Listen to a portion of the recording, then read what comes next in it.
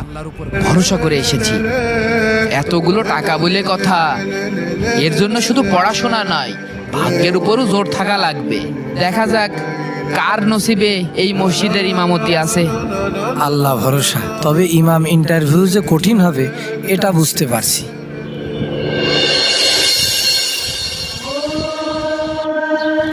শোন রফিক, কোনো ভয় নেই।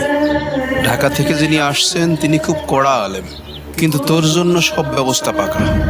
আমি তোর ঠিক পিছনেই থাকবো। প্রশ্ন করার সাথে সাথে এই মোবাইলে উত্তর চলে আসবে। শুধু দেখে দেখে আত্মবিশ্বাসের সাথে মুখ মিলাবি। কিরে, এমন ভেবাচাকা খেয়ে গেলি কেন? চাকরিটা হয়ে গেলে কিন্তু চুক্তি অনুযায়ী প্রতি মাসে 1,40,000 টাকা আমার চাই। কথাটা মনে থাকে যেন। চাচা, মসজিদের বেতন তো 2,60,000 টাকা, সেখান থেকে যদি আপনি 1 লক্ষ